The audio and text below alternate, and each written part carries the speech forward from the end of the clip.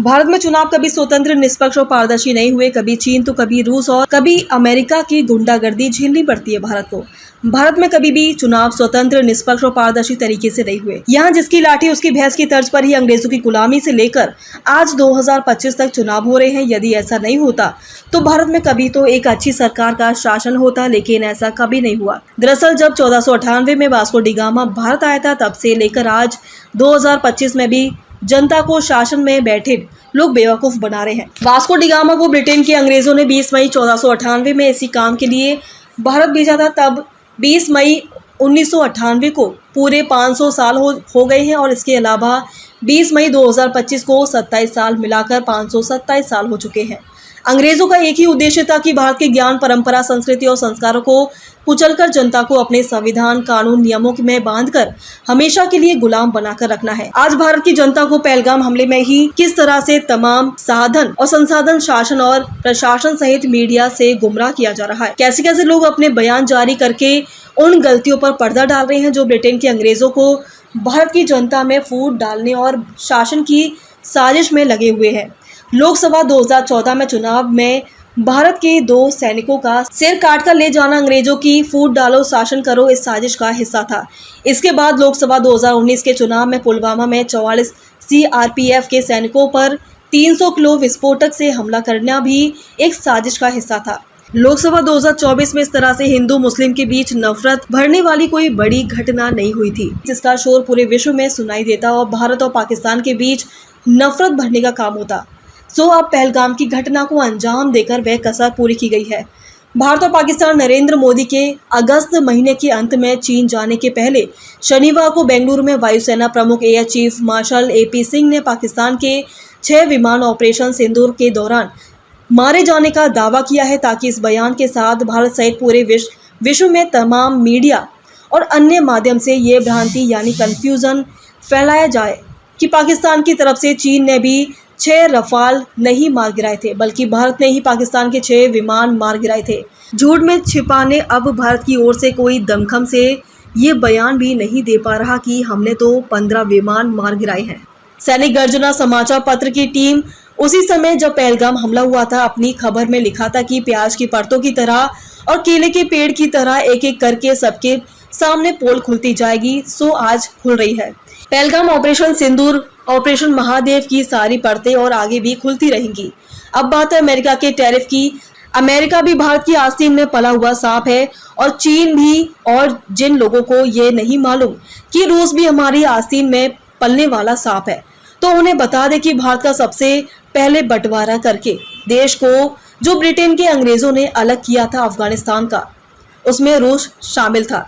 अंग्रेजों ने 1876 में रूस की मदद से अफगानिस्तान 1876 में ब्रिटिश शासन के गुलाम भारत से आया हुआ।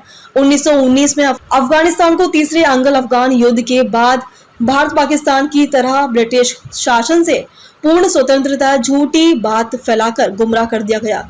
इसके बाद 1921 में अमेरिका ने इसे स्वतंत्र देश की मान्यता दी। कहने का मतलब ये है कि ब्रिटेन, अमेरिका और रूस ईसाई अंग्रेजों के देश है और एक ही थाली के चट्टे बट्टे हैं। चीन भी भारत की आजादी की सबसे बड़ी सैनिकों की आजाद हिंद फौज के प्रमुख नेताजी सुभाष चंद्र बोस को विमान हादसे में 1945 में अपने देश के पास ताइवान देश में मारने में ब्रिटेन का सहायक बना था।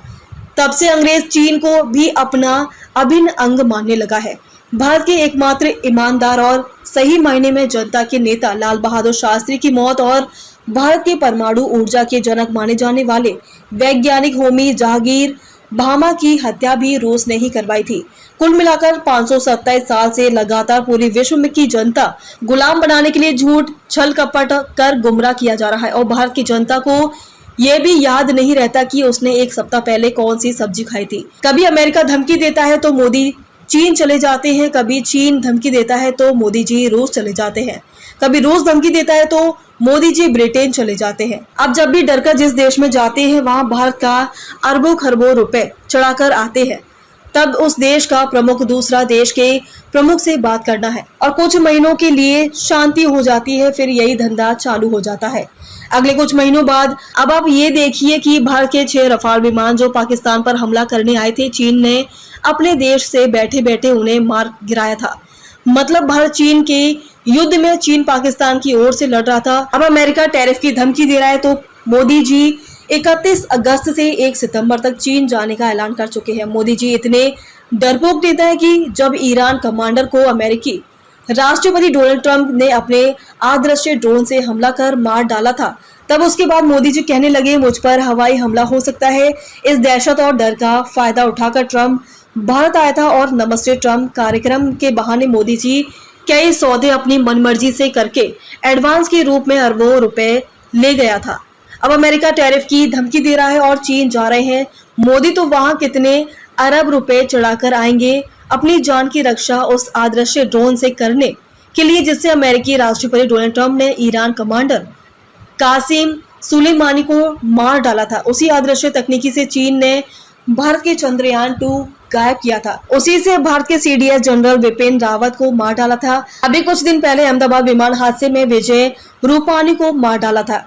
ऐसे में कई हादसे हैं जिन्हें चीन भारत में अंजाम दे चुका है अपनी अदृश्य तकनीकी से, और मोदी जी बस यही कह पाते हैं कि पूरे विश्व के सामने सरेआम चीन ने कुछ नहीं किया, ना कोई घुसा था और ना किसी ने हमारी पोस्ट पर कब्जा किया, ऐसा इतिहास के जानकार सूत्र बता रहे हैं। खबर को शेयर फॉरवर्ड कर पूरे विश्व में पहुंचाकर विश्व गुरु भारत में सहयोगी बनकर बिना वर्दी के सैनिक की तरह आप भी अपना कर्तव्य निभाइए। देश और दुनिया की ताज़ा और विशेष खबरों के लिए देखते रहिए सैनिक गर्जना न्यूज चैनल। नमस्कार।